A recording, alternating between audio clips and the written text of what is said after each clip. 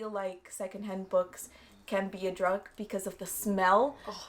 You get the books. That to me when we walked in. Yeah. That's the first thing I said was like the smell in here. It just smells like yeah. You get the book, and all you want to do is just like,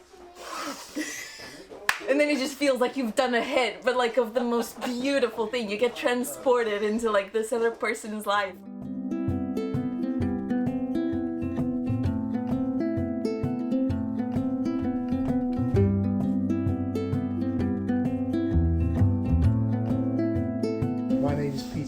And I am the proprietor of the Eagle Bookshop here in St Peter Street. We're now in our 31st year as a business, but for the first 28 years of that we were based in Castle Road in Bedford. I've always loved second-hand books, rare books. My mother, who's still alive, used to drag us into second-hand bookshops when we were young because she loved them too. And I remember kneeling on floors in this bookshop and that bookshop, being absolutely seduced by these wonderful old tomes. You just held these things that had antiquity, they had beauty, they had a chain of ownership, and you could pick them up for 50 pence or £1. So I absolutely adored books as a youngster, and as I grew older and had to do sensible things like get a job, I realised that whatever I was doing, it wasn't quite what I really wanted to do. I was teaching for a while in Oxford, and during the holidays I came back to Bedford to see my parents, and I noticed a little shop was for sale in Castle Road. I thought it would make a jolly nice second-hand bookshop. And then when I got back to Oxford, I had quite a long walk into work. The walk took me past a little building which was being converted. There was a sign in the window saying opening soon, second-hand bookshop. And at the end of the teaching term, the shelves were all full and the bookshop was ready to launch. And it's so easy. I will definitely do it. It must be an omen.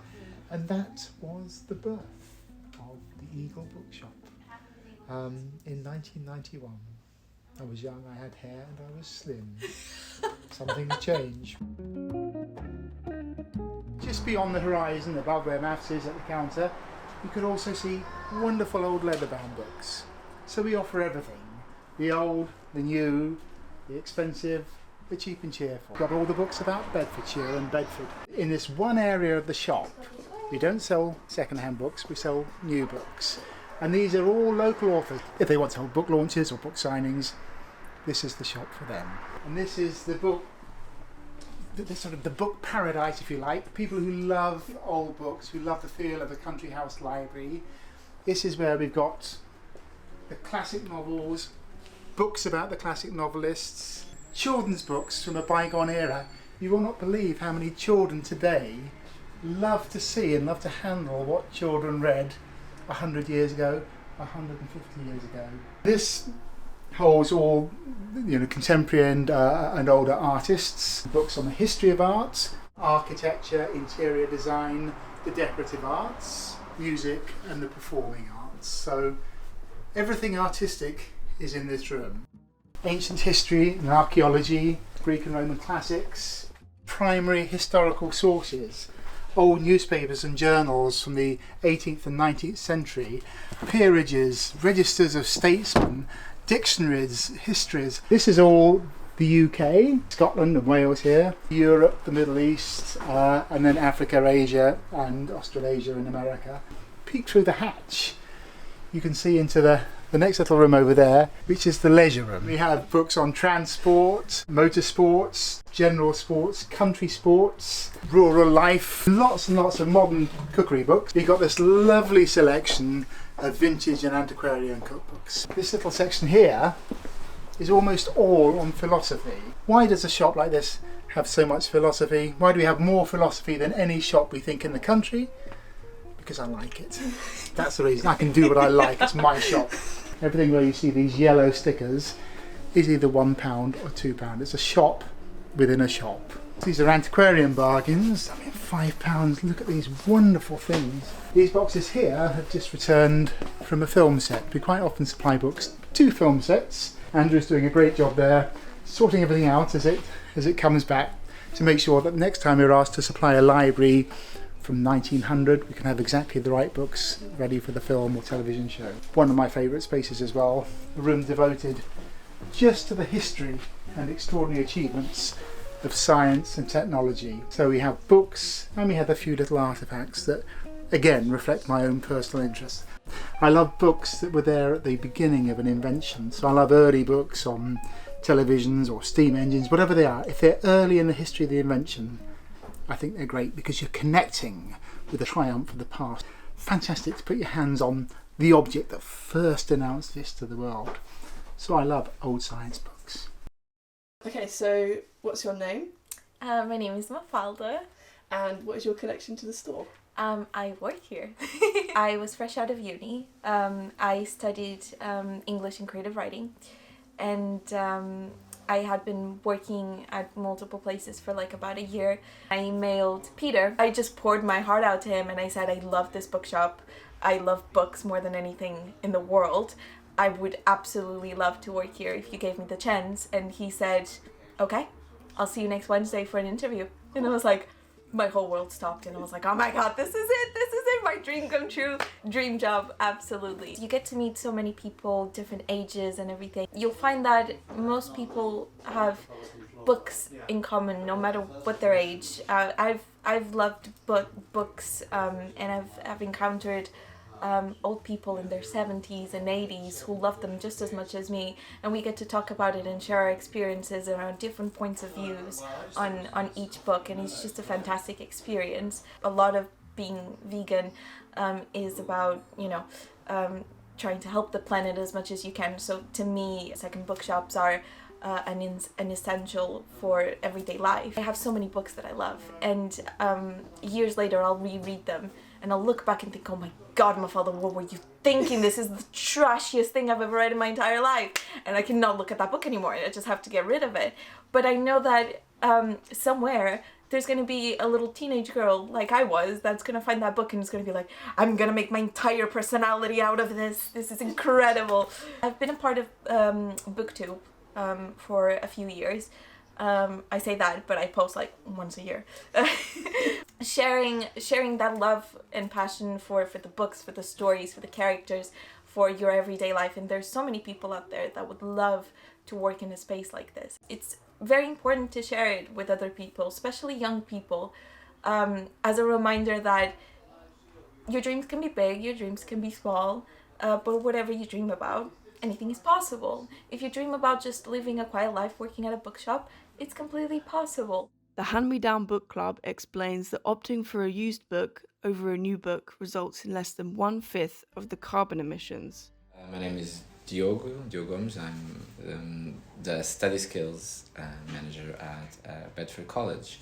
So I help students with research skills and how to do bibliographic references, but also in terms of academic writing and all that. I've always been a keen reader since very young, mostly novels first, and then of course had to read a lot for my studies. So yeah, I truly enjoy reading, still read that for pleasure now, and was also part of a book club, so absolutely love books. Yeah, I also love going into charity shops here, and the UK is brilliant for that. A lot of charity shops have a massive collection of secondhand books, so I go there quite often because also a way of helping. If a book exists as secondhand book, I will try and buy it. I know I need to be more sustainable, because even then I'm cheating, because I do it online. It's really convenient to do it online and to buy them from suppliers that you know, because you're looking for a book and they immediately give you the option if the book exists secondhand. It was always amazing when you went, and I did this also in Lisbon where I lived and now here, when you go in and just discover books that you can do.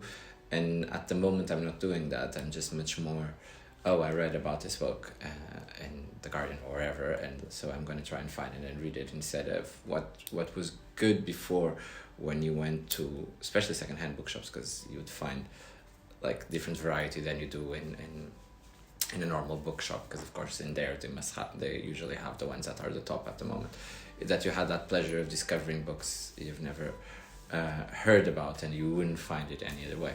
So it has that magic to it, which I think it's really brilliant.